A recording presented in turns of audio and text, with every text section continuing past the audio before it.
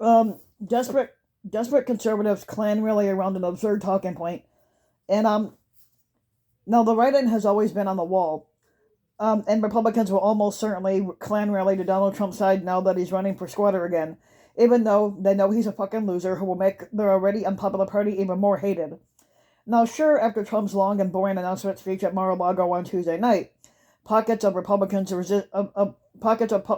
resistance remained, mostly in the form of claims that better alternatives exist for the 2024 GOP nomination. The editors at the National Review even tried to make their rejection sound firm, running an editorial simply titled "No," but of course the same group of people rejected Trump's run in 2016, only to become some of his biggest apologists over the next 4 years. And we've seen this story lately and before, and we know how it's going to end. Now, the GOP's lingering weariness around Trump has little to do with the fact that he attempted a coup that resulted in a violent Klan insurrection on January 6th of 2021, but instead they're worried about how the said Klan attack is affecting the electoral prospects of Republicans. The midterm candidates who campaigned on Trump's big lie had lost their elections. Republicans now know that Trump's whiny lies about the 2020 election are a political flop, and they also know there's no way Trump will talk about much else for the next 2 years, so they're fucking worried. Trump's announcement speech seemed like it was intended to assuage that concern.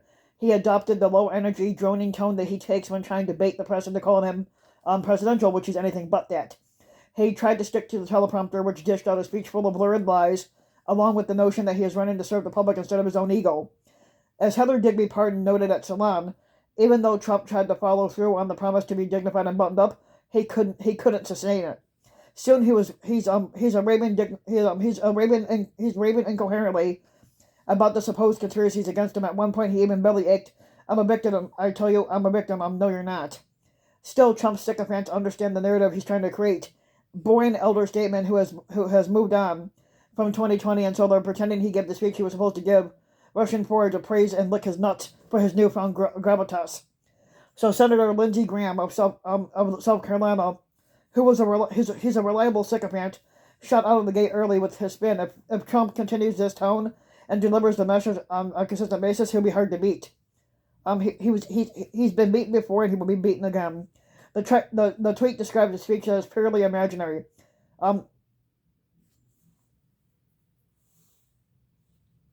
This is a tweet that was actually tweeted out by Lady G. If the former squatter Trump continues this tone and delivers this message on a consistent basis, he'll be hard to beat. His speech tonight, contrasting his policies and results against the Biden administration, charts a winning path for him in the primaries and general election. No, it does not. Now, the tweet, like I said, describes a speech that is purely imaginary. Trump wasn't disciplined or on message, especially after the first 20 minutes or so. The idea that he'll be able to manage 2 years of campaign self-restraint is a fucking joke. But across much of the right-wing media, the same talking point echoed. This is a new Trump. Nope, it's the same one. One with self-control and an outward-facing message about a better tomorrow. We swear. But that's not what we saw. Despite the hyped assertions that Rupert Murdoch's empire is turning on Trump, Foe went all in, gushing over Trump's supposed pivot to being presidential, which is anything but that. Now, contributor Mike Huckabee declared that the construct of the speech is pitch perfect, and swore that Trump stays on his message. This message. No, he won't.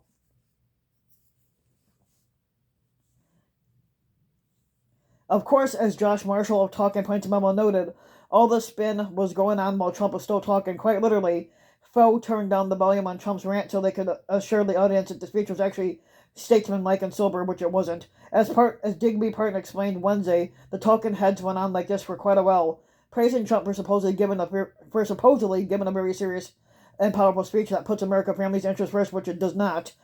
Over images of Trump holding forth, all while muting his actual words. If they had kept their volume on and the audience had listened, all you would have heard was the raid of Mar-a-Lago. Think of it, and I say, why didn't you raid Bush's place? Why didn't you raid Clinton? 32,000 emails. Why didn't you raid Clinton's place? Why didn't you raid Obama? Donald Trump's announcement speech for 2024 strikes the right tone, and it's raved at headline at red states. Underneath, the writer gushed about the alleged hopeful message for the future in the speech. An actual text from the speech. The total effect of the suffering is just starting to take hold, and they don't quite feel it yet, but they're still but they will very soon. Another fake news site called Breitbart and the Federalist also pitched in on cleanup duty, running pieces that implied he gave a tight 10 minutes of material like, 2 years ago we were a great nation and soon we will be a great nation again. And this would not be my campaign. We weren't great 4 years ago and stuff like that. So, and this will be our campaign altogether. They ignored that the speech was a rambling mess running over an hour long, built mostly around Trump's favorite theme, self-pity.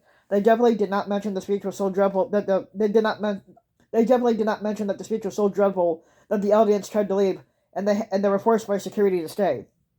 We're